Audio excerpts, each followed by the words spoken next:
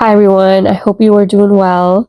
So today I wanted to record this little message around where home actually is. Now, for those of you that have listened to a couple of videos probably on my channel, you've heard me talk about that feeling of home that your twin flame really gives to you after your activation.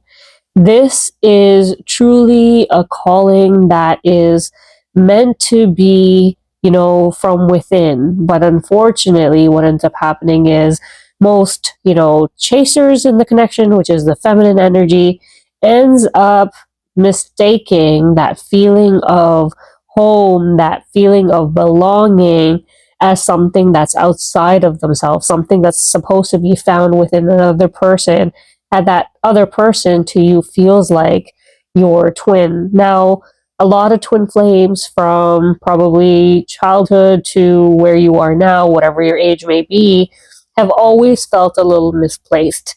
And that's really, by design, by strategic design, because you weren't meant to fit in.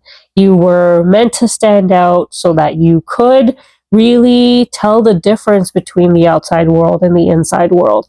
And really, it was designed for you to be able to, easily find your way back home. So in this video, I really want to talk about, what that home really is.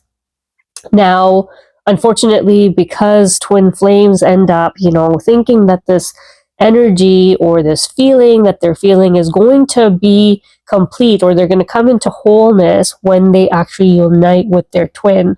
So what you see in the outside world is all these twin flames just running, at least the chasers, the feminine energy, running after the masculine energy, trying to unite with them. And all you keep getting is more and more of a misfit, because that's not how this journey is designed to be. Now you become so desperate because you want to feel that feeling again, that chase doesn't end until it finally one day, somehow, some way, starts to click in that wholeness is meant to be found within you. Now, because this journey is actually one that is spiritual, I want to kind of just share a couple of famous quotes that you will see. And regardless of, which part of the world that you find spirituality and spiritual scriptures in, it does not matter. You will find, unlike religion, spirituality has always been guiding you on that same path, which is to go within. Now, interestingly enough, religions have been doing the same, but it's our, misunderstanding, not being able to really interpret what the true teachings were, that we are, always looking for God outside of us. But just want to share some couple of quotes that really help you out here from the Bible. This is very famous. Know ye not that ye are the temple of God, and that the Spirit of God dwelleth in you. Then we have from the Gospel of Luke, the kingdom of God is within you. You have the Upanishads coming from the East, the divine self is hidden in all beings. Then you have the Gospel of Thomas, which says, the kingdom is inside of you. You have Rumi, a very famous mystic, that says, look inside yourself. Everything you want, you already are. And last but not least, you have the famous Saint Kabir, also from the East. You wander from forest to forest while the reality is within your own dwelling. So overall, I kind of want to just sum up here is that if you go into the depths of spirituality and mysticism, you will always find that, you're being guided to go within for answers, for the truth, to really discover who you are, to discover who the divine is. And yet, when twin flames have this interaction with this individual that makes them feel like whole, and it's only for a certain amount of time, because then you're just in pursuit of that wholeness. That's what you're really doing, is you're trying to recreate what you felt because you feel like, oh my God, that's the best I've ever felt. Not recognizing that other individual is just giving you a little taste, that sneak preview of what you're meant to really feel all the time when you come into wholeness.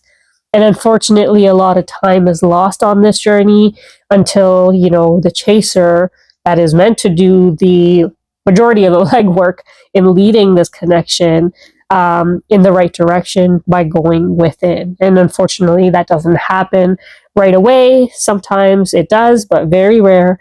And mostly, you're kind of still chasing for that feeling, to recreate that feeling, until you understand that everything you need is actually going to be acquired by you being still, by you going within. So really, to answer this question, where is home? Well, you are your home. The only unfortunate part about it is that you haven't realized it yet, especially if you're just new to the journey. It takes some time to really understand, especially if you don't have a spiritual background. You look in all sorts of directions and you don't know. You're looking for that information from somebody else to give that to you.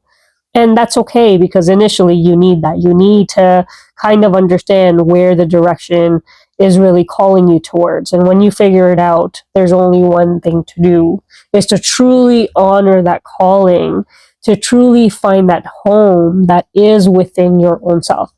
So what you really want to think about on this journey is, what do I actually need to do in order to shift? Of course, we know, and I talk about this a lot in my videos, is first and foremost, you need to build a practice of meditation, of course. Because if you are not in tune with your own energy, if you are not in tune with, really raising your vibration, you cannot reach those higher states of consciousness. So the questions you really want to ask yourself on this journey is, where is my attention? And if it is focused towards the outside world, including your twin, you are moving in the wrong direction.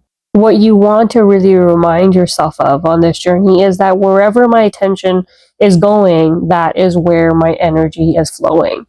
Because in order to shift on this journey, you do need to cultivate new habits, new practices that are going to help you on your journey. You can't be the same old you and expect energetic shifts. So you want to really focus on, what are you giving your time, attention, and energy to? If it is focused on the outside, and remember, our physical senses, the way we hear, the way we see, taste, smell, all of that actually keeps us stuck in this world. If you go to the basics of spirituality, it will tell you that your body is kind of designed to keep you distracted. As long as you are, really kind of obsessed with what's on the outside, then that's where you will stay, because that's where your attention and energy is. If you shift that, of course, meditation is your first great step, but then also taking a look at your regular habits, patterns, routines that help you with that lifestyle, then that is going to take you a lot further on this journey. Your physical senses really keep you trapped in your, lower chakras, which is, basically satisfying the ego, basically satisfying your sensual pleasures, etc. So when you're making this shift from the outside to in, moving from those lower states of consciousness to that higher state of consciousness, your daily practices are going to have to shift. Another question you want to ask yourself is, what am I consuming? If you are consuming food, content, energy, and I'm talking about energy in terms of the people, things that you let into your life that aren't really aligned with who it is that you are trying to become, then that's going to distract you from your inward journey. If you want to shift energetically, if you want to shift your vibration, you are going to have to let go of certain things that are not in alignment with what it is you are trying to achieve. So really starting to pay attention to that is going to be crucial on your journey. And the third thing that I want to talk about is actually listening to your soul and your intuition, because as you start to, really venture off in this direction, you will find that you will get all sorts of intuitive hits and nudges to tell you what you need.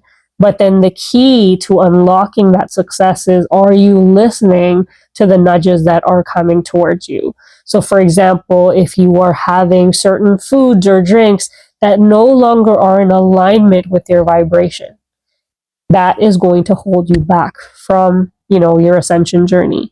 So you really need to get very clear on what it is that you are being asked to let go of, the direction you need to move in, and then really implementing that.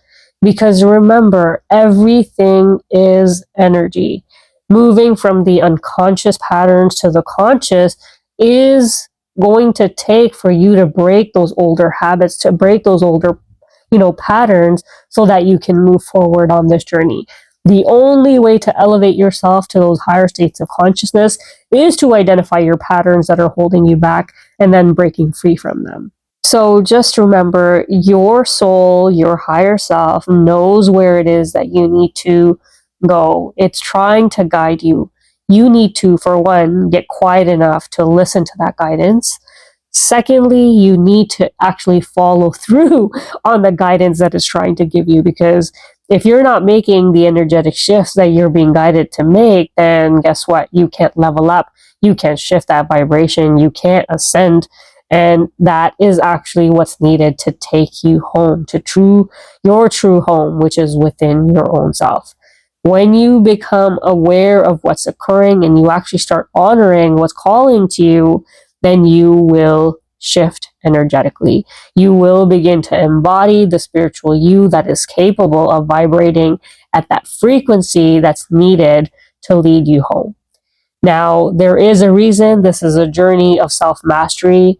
It's got nothing to do with your twin flame or a divine counterpart. The magic is in your own frequency, in mastery of your own self, and that is what's going to lead you home. Thank you so much for listening. I really hope this was helpful. God bless.